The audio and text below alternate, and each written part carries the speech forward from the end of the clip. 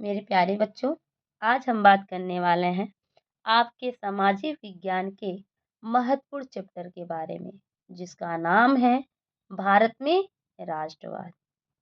और भाग 3 के बारे में हम जानते हैं। भाग 3 यानी खिलाफत आंदोलन।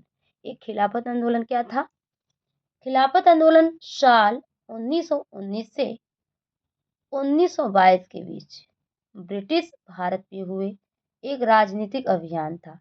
इसका मकसद था कि प्रथम विश्व युद्ध के बाद ऑटोमन साम्राज्य के विघटन का क्या किया जाएगा? विरोध किया जाएगा, जिसमें हिंदू मुस्लिम एकता को बढ़ावा दिया जाएगा।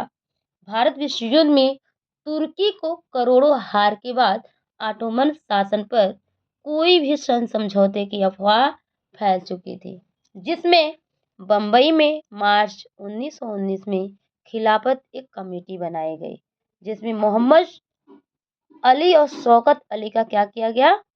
अंत कर दिया गया। अब बात करते हैं 1920 में कांग्रेस के खिलाफत अधिवेशन में खिलाफत के समर्थन में क्या किए? स्वराज के लिए एक असहयोग आंदोलन शुरू करने का क्या किया गया?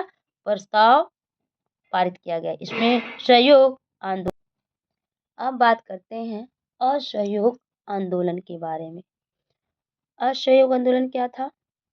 ये क्यों था? कार्यों और व्यवस्थाओं और नीतियों में सहयोग न करने की नीति को असहयोग के नाम से जानी जाती थी, जिसमें गांधी जी ने 1909 में हिंद स्वराज नामक एक पुस्तक में लिखा था। कहा गया था, भारत में ब्रिटिश शासन भारतीयों के सहयोग से स्थापित हुआ और चल रहा था। यदि भारत के लोग अपना सहयोग वापस ले लेते हैं तो ब्रिटिश शासन ढह जाएगा और स्वराज की क्या होगी? स्थापना हो जाएगी। जिसमें अभी यहाँ बात किया गया है कि प्रसिद्ध पुस्तक का स्वराज कब किया गया था? 1919 में। भारत में अंग्रेज राज इसलिए स्थापित होगा क्योंकि भारत के लोगों के साथ उनका क्या होगा? सहयोग मिलेगा, जिसमें नागपुर दिसंबर 1920 में असहयोग आंदोलन अपना लिया जाता है। अब बात करते हैं असहयोग आंदोलन के कुछ प्रभाव के बारे में। इसमें अंग्रेजी सरकार द्वारा प्रदान की गई उपाधियों को क्या किया? वापस करना पड़ा, जिसमें सिविल, सर्विक सेना, पुलिस, कोर्ट, लेजिस्लेटिव काउंसिलों, स्कूलों को भी क्या किया गया? बहिष्कार कर दिया गया। यदि सरकार अपनी दमनकारी नीतियों से बाज ना आए तो संपूर्ण अवज्ञा आंदोलन शुरू करना पड़ेगा, जिसमें विदेशी वस्तुओं को क्या किया गया? बहिष्कार कर दिया गया। अब बात करते हैं आंदोलन के विभिन्न स्वरूपों के बारे में। अभी बात किए आंदोलन। आंदोलन में होता अपने हक के लिए लड़ना, यानी आंदोलन क्या था? विभिन्न स्वरूप थे। पहले जो था, शहरों में आंदोलन क्यों हो रहा था? लोग शहरों में आंदोलन क्यों कर रहे थे?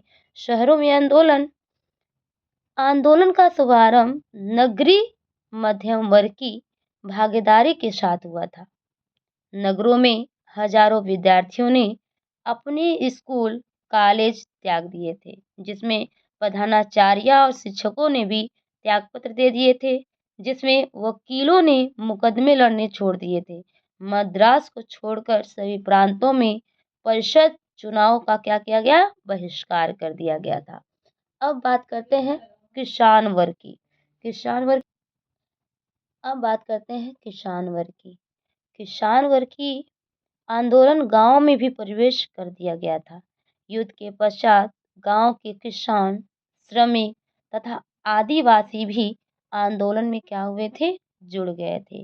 इस अवध क्षेत्र में जो सन्यासी बाबा रामचंद्र किसानों का क्या किए थे?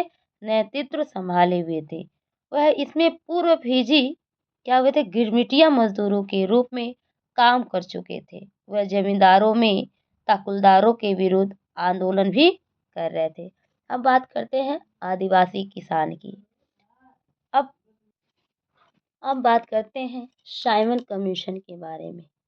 साइमन कमीशन 1928 में भारत आया था, जिसमें उसका स्वागत साइमन कमीशन वापस जाओ के विरोधी क्या कर रहे थे, नारे से किया गया था। कांग्रेस और मुस्लिम लीग आदि सभी दलों ने इसके विरोधी प्रदर्शन में क्या कर रहे थे, भाग ले रहे थे। इस विरोध को शांत करने के लिए वायसराय लॉर्ड इरविन के अक्टूबर 1929 को भारत के लिए डोमिनियन स्टेट की गोलमोल घोषणा कर दी गई थी, जिसमें अध्यक्षता सर जॉन साइमन थे। इस कमीशन को भारत में सिस्टम के कार्य मूल्यांकन करने और जरूरी बदलाव के सुझाव देने के लिए कहा गया था। इस कमीशन केवल अंग्रेज सदस्य ही थे, एक भी भारतीय सदस्य नहीं थे, जिसमें डोमिनियन स्टेट की ओर इशारा गोलमेज सम्मेलन का न्योता दिया गया।